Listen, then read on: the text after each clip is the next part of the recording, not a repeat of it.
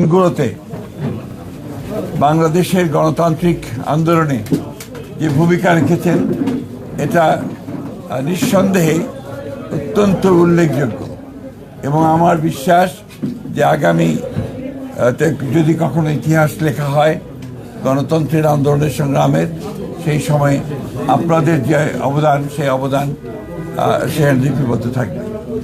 আমাদের এই কেন্দ্রীয় অফিস এটা আমাদের কাছে অত্যন্ত প্রিয় আমাদের এই অফিস, কারণ এখান থেকে পরিচালিত হয়েছে গণতন্ত্রের উত্তরণের সংগ্রামের সমস্ত আন্দোলনগুলো এবং এই অফিস থেকেই আমরা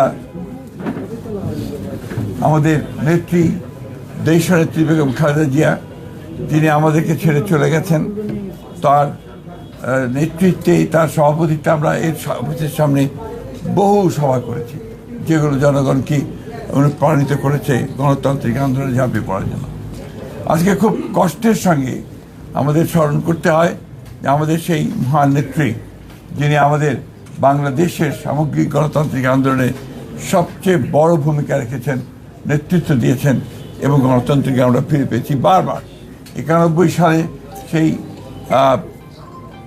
89-এর গণ আন্দোলনের সময় তিনি নেতৃত্ব দিয়েছেন, 91-তে সরকার গঠন করেছেন, পরবর্তীকালে 96-তে এবং তার পরের প্রত্যেকটি আন্দোলনে তিনি নেতৃত্ব দিয়ে গণতন্ত্রকে প্রতিষ্ঠা করার জন্য তিনি কাজ করেছেন এবং তাকে সেই জন্যই আমরা বারবার স্মরণ করি এবং আমি যে বিশ্বাস করি যে দেশনেত্রী বেগম খালেদা জিয়া শুধু বাংলাদেশ নয় আমাদের এই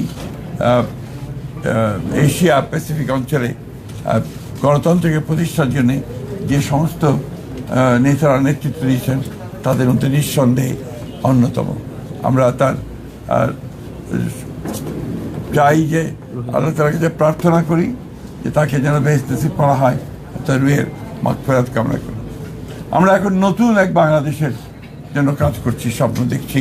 আমাদের নেতা, আমাদের তরুণ নেতা, আমাদের দলের চেয়ারম্যান এবং বর্তমান প্রধানমন্ত্রী তারেক রহমান সাহেবের নেতৃত্বে এবং অতি অল্প সময়ের মধ্যেই তিনি যে দেশের মানুষের মধ্যে যে একটা অবস্থান করে নিয়েছেন যে তিনি কাজ শুরু করেছেন এবং কাজ করবেন এবং তার বিভিন্ন কর্মপদ্ধতিতে সেটাই প্রমাণিত হচ্ছে। আমরা বিশ্বাস করি, আশা করি যে বাংলাদেশ জাতীয়তাবাদী দল তার নেতৃত্বে আরও শক্তিশালী হয়ে উঠবে এবং এই সরকার যে সরকার গঠন করা হয়েছে তার নেতৃত্বে সেই সরকার সফল হবে বাংলাদেশকে তার ইপ্সিত লক্ষ্যে নিয়ে যেতে এবং সত্যিকার অর্থেই একটা সুখী সমৃদ্ধ বাংলাদেশ গড়ে তুলবে, যা আমাদের প্রতিষ্ঠাতা শহীদ প্রেসিডেন্ট জিয়া রহমানের আমাদের লক্ষ্য ছিল। আমরা আশা করব যে আমাদের বাংলাদেশের সব মানুষ আমাদের দলকে সহায়তা করবে পূর্বের মতো সবসময়। আপনি বলছিলেন যে খুব শীঘ্রই স্থানীয় সরকার নির্বাচন দিবেন, আজকে আবার কয়েকটি সিটি কর্পোরেশনের প্রশাসক নিয়োগ করা হলো, তার মানে কি স্থানীয় সরকার নির্বাচন অনেকটা পিছিয়ে যাচ্ছে কিনা?